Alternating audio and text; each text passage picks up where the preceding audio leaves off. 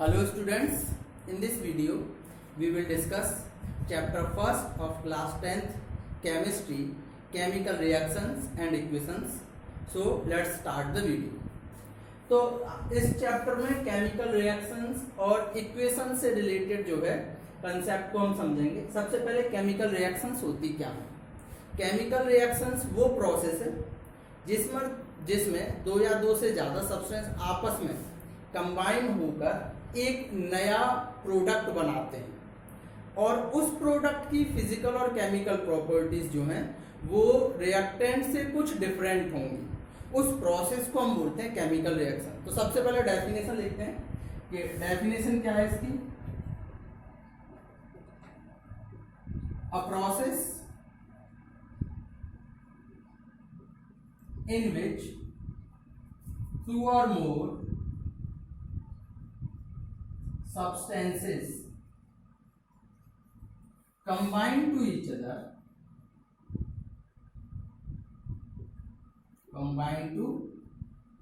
other and form new product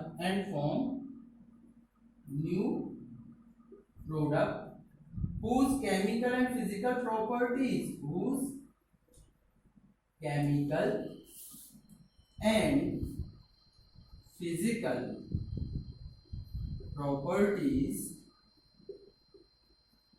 are different. Whose chemical and physical properties are different to the reactants. This process is known as chemical reaction.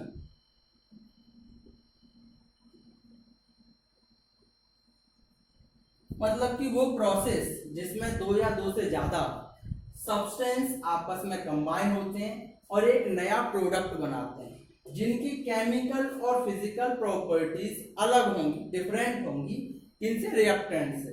इस process को बोलते हैं chemical reaction. अब जैसे अगर हम ये ले लें कि हमने ले लिया सॉल्ट और वाटर,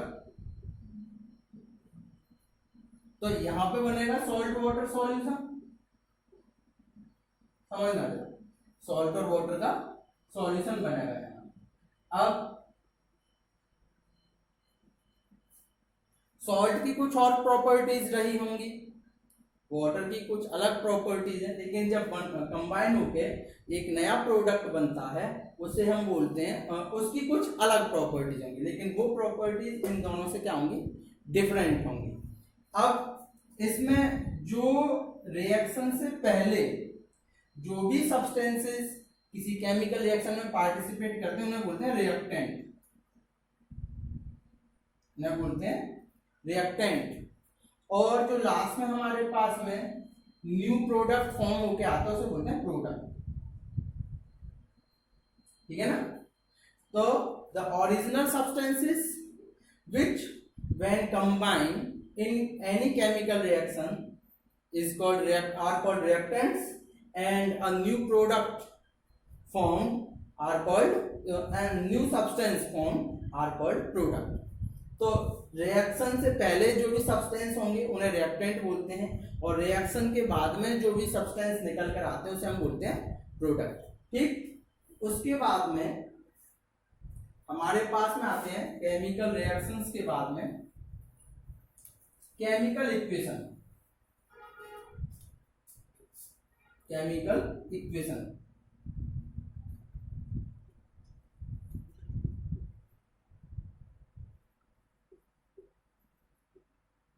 अब ये केमिकल इक्वेशन क्या है कि जनरली कोई अगर रिएक्शन हो रही है तो हम उसका टोटल नेम लिख के कि ये हो गया सॉल्ट, ये हो गया वाटर और ये हो गया सॉल्ट और वाटर का सॉल्यूशन, या ये हो गया जिंक और ये हो गया मैग्नीशियम या कोई अदर सब्सटेंस और उसका कंबाइंड फॉर्म। तो ऐसे ना लिख के साइंटिस्टों ने उसे सिंबल्स के तौर पर लिखना जो है बताया। और उस सिंबल्स के या उस शॉर्ट हैंड मेथड को ही हम बोलते हैं केमिकल इक्वेशंस। तो डेफिनेशन समझ लें सबसे पहले। केमिकल इक्वेशन क्या होती है? The representation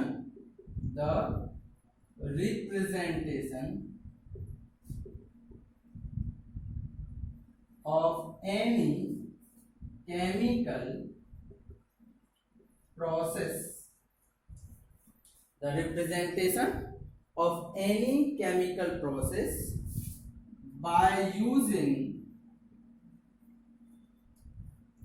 symbols,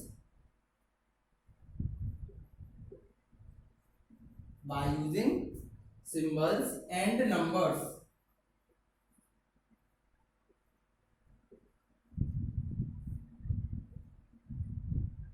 is called chemical equation, या are called chemical equations,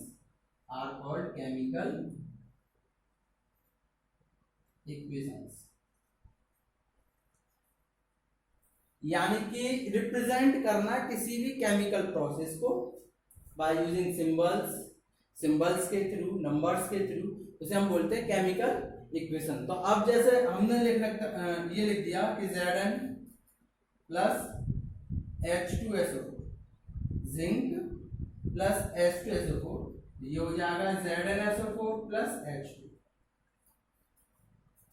तो ये सिंबल ही तो हैं, ये हमारे पास में सिंबल ही। तो ऐसा तो नहीं लिखा है कि हमने यहाँ लिख दिया किसी रिएक्शन को कि यहाँ जिंक लिखने को लिख सकते हैं, लेकिन उसे एज ए सिंबल की फॉर्म में रिप्रेजेंट करना ही केमिकल इक्वेशन बोला जाता है। जिंक प्लस सल्फ्यूरिक एसिड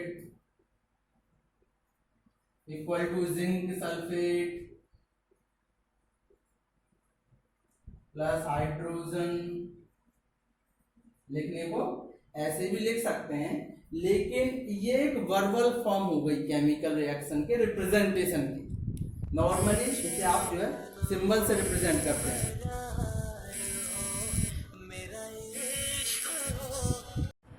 तो नेक्स्ट टॉपिक आता है balance and unbalance chemical equations. तो अभी हमने जो है केमिकल रिएक्शन समझी, केमिकल इक्वेशन समझी। अब केमिकल इक्वेशन में भी दो तरह की, बैलेंस केमिकल इक्वेशन और अनबैलेंस केमिकल इक्वेशन। तो बैलेंस केमिकल इक्वेशंस वो होती हैं जिसमें दोनों तरफ के एलिमेंट इक्वल अमाउंट में हो, यानी कि दोनों तरफ LHS और RHS दोनों साइड में ही नंबर ऑफ एलिमेंट्स जो इक्वल हों वो बैलेंस केमिकल इक्वेशन बोली जाती हैं, और जहाँ पर इक्वल नहीं होते वो अनबैलेंस केमिकल इक्वेशन बोली जाती हैं। तो पहले बैलेंस केमिकल इक्वेशन की डेफिनेशन देखें। Definition of balance chemical equation: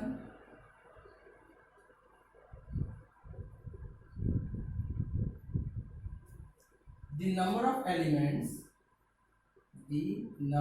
those reactions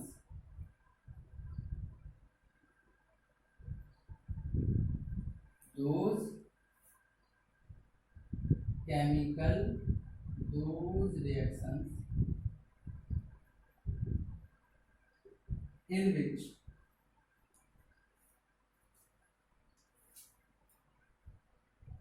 which the number of elements on both sides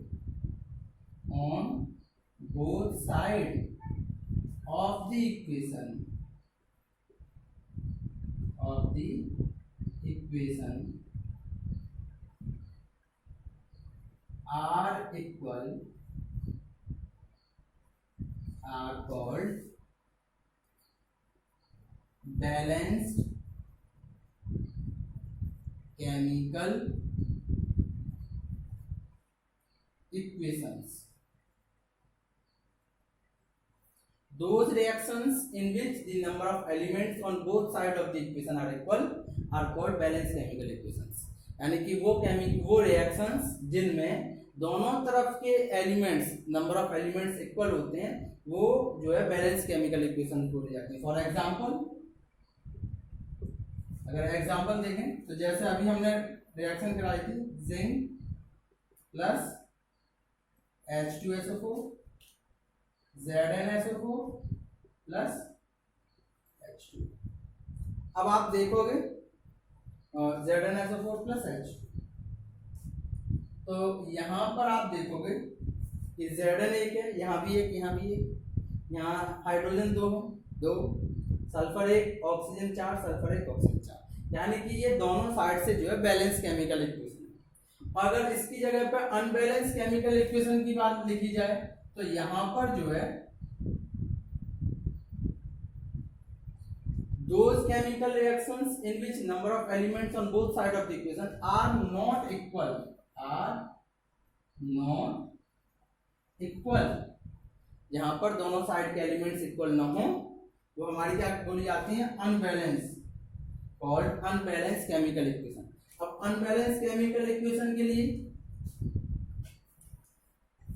जैसे ये हो गया हमारे पास में Fe plus H2O Fe2O3 plus H2। तो इसमें जो है इस केमिकल इक्वेशन में Fe यहाँ एक है, यहाँ दो है, यहाँ हाइड्रोजन दो है, यहाँ दो है, यहाँ ऑक्सीजन एक, यहाँ पर तीन, यानी कि दोनों साइड में बराबर जो है एलिमेंट नहीं है, तो ये एक अनबैलेंस केमिकल इक्वेशन बोली जाएगी, ठीक है ना। अब उसके बाद में हम जो है करते हैं कि बैलेंस केमिकल जो इक्वेशन हमें दे रखी है उसे बैलेंस करें कैसे।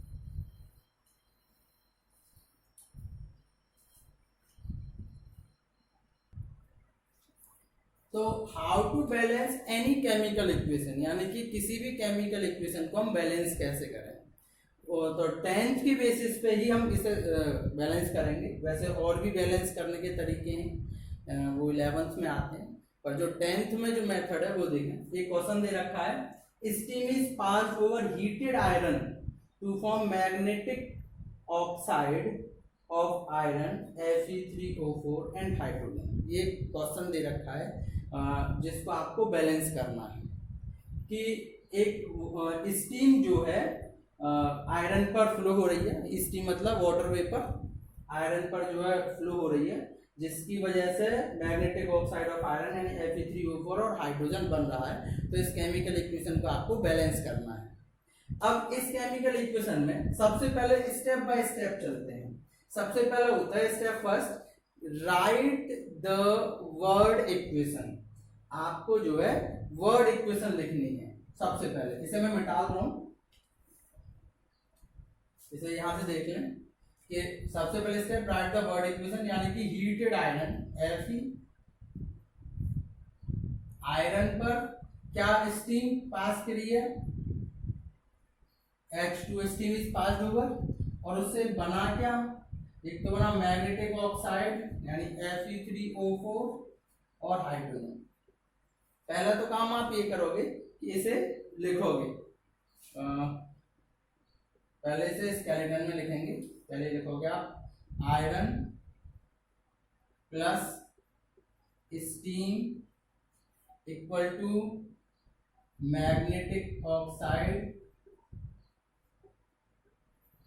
Plus hydrogen. अगर दे रखा है तो पहले आप ऐसे लिखोगे, उसके बाद इसे लिखोगे। ये तो आपकी हो गई वर्बल इक्वेशन। अब स्केलेटल इक्वेशन लिखेंगे। ये हो जाएगा Fe, ये हो जाएगा H2O और ये हो जाएगा Fe3O4 प्लस H2। अब इस इक्वेशन को हम बैलेंस करते हुए चलेंगे। देखें, मेन चीज है आपको सबसे पहले स्केलेटल इक्वेशन लिखना आना चाहिए। ये हो गया Fe प्लस H2O, हो जाएगा Fe3O4 प्लस H2। पहले आप इतना जो है लिखेंगे। उसके बाद में आपको लिखना है, यहां लिखना है एलिमेंट, यहां डालना है एलिमेंट, यहां डालना है LHS और यहां डालना है RHS। Element LHS RHS। तो पहले एलिमेंट हमारे पास में कौन कौन से हैं, एक तो है Fe यानी कि आयरन, दूसरा है हाइड्रोजन, तीसरा है ऑक्सीजन। अब लेफ्ट हैंड साइड यानी कि इस साइड में इन एलिमेंट्स के कितने नंबर हैं, तो आयरन कितना है, केवल एक है भाई, एक आयरन है। हाइड्रोजन कितने हैं, 2 हैं। ऑक्सीजन कितना, 1 है।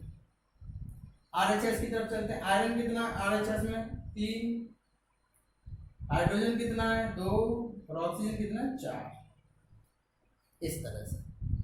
तो ये आपका जो है, अब बैलेंसिंग करते समय जो हाईएस्ट नंबर होता है उसे आप सबसे पहले बैलेंस करोगे। जो भी हाईएस्ट नंबर दे रखा होगा उसे आप सबसे पहले बैलेंस करोगे। यानी कि यहाँ पे हाईएस्ट नंबर 4 है और आरएचएस में, और जो भी आप इनटू करते हैं, चाहे वो एलएचएस में करें वो आरएचएस में करें, इक्वेशन के सबसे आगे इनटू करेंगे। ऐसा नहीं कि बीच में ही कर दें, सबसे आगे इनटू करना है। जैसे ऑक्सीजन यहाँ 4 है, आरएचएस में 4 है, एलएचएस में केवल 1 ही है। तो भाई इसमें बैलेंस करने के लिए 4 का इनटू करना है, और इनटू ही करना है, जोड़ना घटाना नहीं है, इनटू ही करना है। तो यहाँ पर ऑक्सीजन में 4 हुआ है।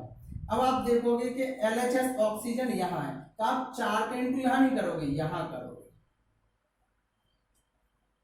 सबसे पहले 4 का इनटू आप यहाँ करेंगे, ठीक। अब 4 का इनटू किया तो 4 का तो ऑक्सीजन में भी गया, लेकिन 4 का इनटू हाइड्रोजन में भी गया था, तो आपको हाइड्रोजन में भी 4 का इनटू करना पड़ेगा। क्लियर है। अब ऑक्सीजन बैलेंस हो गई, 4 इधर और 4 ही इधर। हाइड्रोजन यहाँ 8 है, यानी कि एलएचएस में 4 दूनी 8 हो चुके हैं, लेकिन आरएचएस में कितने, 2 है। तो इसमें कितने का इनटू करोगे, 4 का। तो यहाँ पे आप 4 का इनटू करोगे तो यहाँ भी 4 का इनटू करना पड़ेगा। हमेशा इनटू आगे ही करना है। हाइड्रोजन 8 8, ऑक्सीजन 4 4, रह गया क्या, आयरन। आयरन इधर कितना है, 3, यानी आरएचएस में 3 है, एलएचएस में कितना, 1, तो इसमें भी 3 का इनटू। तो यहाँ आप डाल दोगे 3F। अब आप चेक करोगे तो 3 3 आयरन है, 8 8 हाइड्रोजन है, 4 4 ऑक्सीजन। ऊपर देख लें, 3 आयरन 3 आयरन, 4 ऑक्सीजन 4 ऑक्सीजन, 4 दूनी 8 हाइड्रोजन, 4 दूनी 8 हाइड्रोजन। तो इस तरह से ये केमिकल इक्वेशन बैलेंस होती है। एक और देखें, ये एक और क्वेश्चन है, combustion of methane in oxygen to form carbon dioxide and water. तो सबसे पहले आप वर्बल इक्वेशन लिखेंगे, मीथेन का कंबस्टन हुआ है ऑक्सीजन के साथ में, यानी मीथेन की ऑक्सीजन से रिएक्शन हुई है, और उसके बाद बना क्या है, कार्बन डाइऑक्साइड और वाटर। तो ये हमारे पास में वर्बल इक्वेशन हुई। स्केलेटल इक्वेशन लिखेंगे, मीथेन। अब यहाँ आपको फॉर्मूले पता होना चाहिए, मेन चीज आपके इनके जो है फॉर्मूले याद होने चाहिए। Methane CH4, oxygen O2, carbon dioxide CO2, water H2। अब आप देखोगे ऑक्सीजन यहाँ 2 है, यहाँ 2 और 1 3 है, यहाँ हाइड्रोजन 4 है, यहाँ हाइड्रोजन 2 है, कार्बन 1 1 है। बैलेंस करना है तो आप सबसे पहले डालोगे एलिमेंट, फिर LHS, फिर RHS, ठीक। एलिमेंट में कौन कौन से, कार्बन है, हाइड्रोजन है और ऑक्सीजन है। LHS में चलते हैं, कार्बन 1 है, हाइड्रोजन 4 है, ऑक्सीजन 2 है। RHS में देखते हैं, कार्बन 1 है, हाइड्रोजन 2 है, ऑक्सीजन 2 और 1 3 है। तो आप 3 इकट्ठा नहीं लिखोगे, आप लिखोगे 2 + 1, 2 यहाँ है और 1 यहाँ है, इससे आसानी होती है बैलेंसिंग करने में, ठीक है। 3 ऑक्सीजन है। अब हम देखते हैं कि मेन चीज है कार्बन बैलेंस है, हाइड्रोजन बैलेंस नहीं है, ना ही ऑक्सीजन बैलेंस है। तो सबसे ज्यादा यहाँ 4 है, यहाँ 2 है, तो पहले हाइड्रोजन बैलेंस करेंगे हम। तो यहाँ हाइड्रोजन 4 है और यहाँ हाइड्रोजन 2 है। तो मेन चीज है ऐसे बैलेंस करने के लिए यहाँ कितने से इंटू करूँ, 2 से, तभी तो होंगे 4। अब इधर हाइड्रोजन में 2 का इंटू करना है, तो आप आगे ही इंटू करेंगे, यहाँ नहीं करोगे। तो हाइड्रोजन तो होगा ही 4, लेकिन इस 2 का इंटू इस ऑक्सीजन के साथ भी गया, जो एक ऑक्सीजन थी, जो एक ऑक्सीजन थी उसके साथ भी इंटू गया, तो 2 और 2 4। अच्छा, अब देखोगे कार्बन 1 हो गया, हाइड्रोजन 4 4 हो गए, रह कौन से गया, ऑक्सीजन। ऑक्सीजन 4 है, इधर 2 है, तो इसमें 2 का इंटू कर दो और 2 का इधर। तो 1 1 4 4 4 4, ये आपकी बैलेंस हो गई केमिकल इक्वेशन। ठीक, और देखें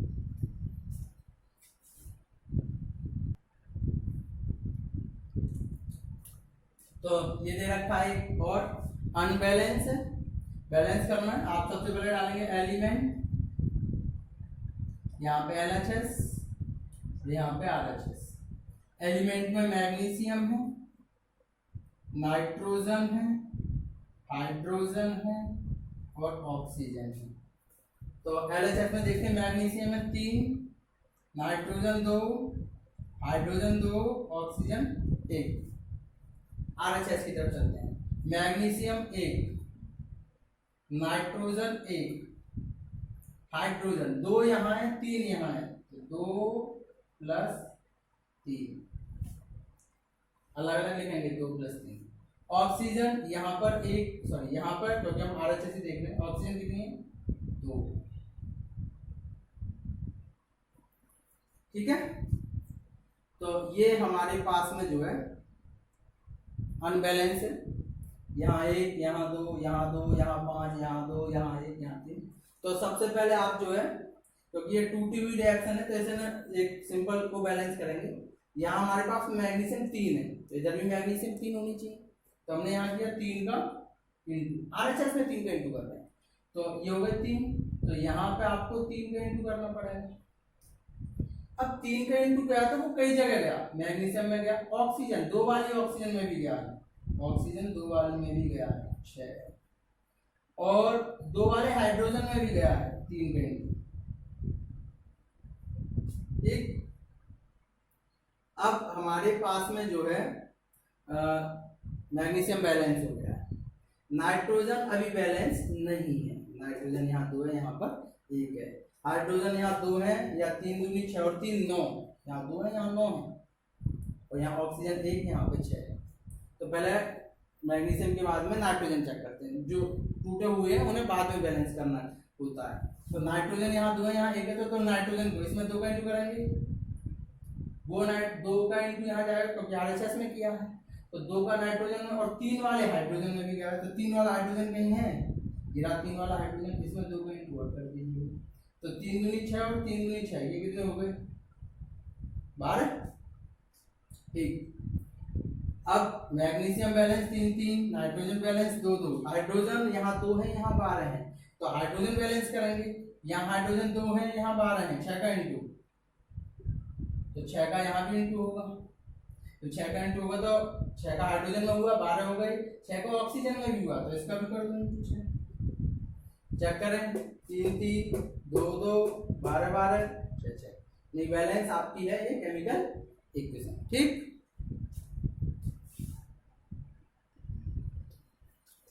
ये कुछ अनबैलेंस केमिकल इक्वेशन दे रखी हैं जो आपको बैलेंस करनी है, और अगर जो नहीं आती है मैं बताऊंगा।